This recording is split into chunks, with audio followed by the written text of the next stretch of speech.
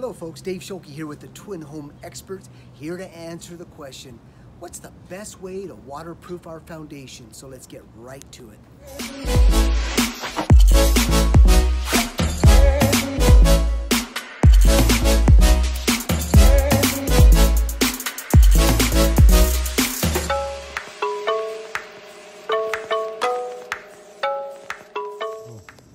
Folks, so as you can see, we've went ahead and excavated, or in the process of excavating, all the way down to the depth of the footing. The issues we're having right now is when we've got a lot of rain, water settling in here, and it's going through the foundation, affecting the garage next to us here.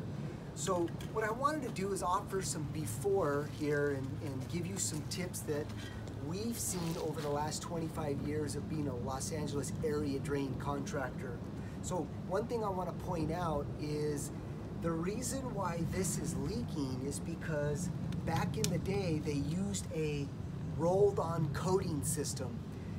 That type of material, any type it's coating, or if it's any type of waterproofing that is painted on, it's not going to last very long. And the reason why is because you've got a lot of rainwater, soil that's up against the foundation, and over time it ends up compromising that waterproof. It just can't take all of that years of moisture. So you might want to consider staying away from any type of coating system.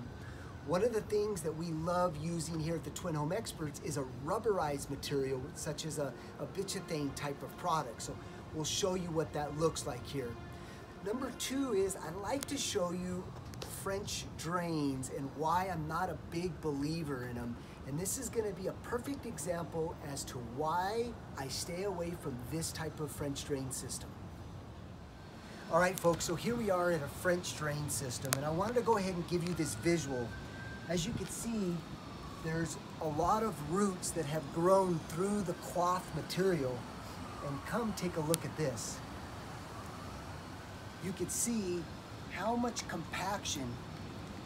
So the roots are growing in from the cloth and then just overtaking the drain here, completely compacted. So this is a reason why I'm not a big believer in this type of French drain system.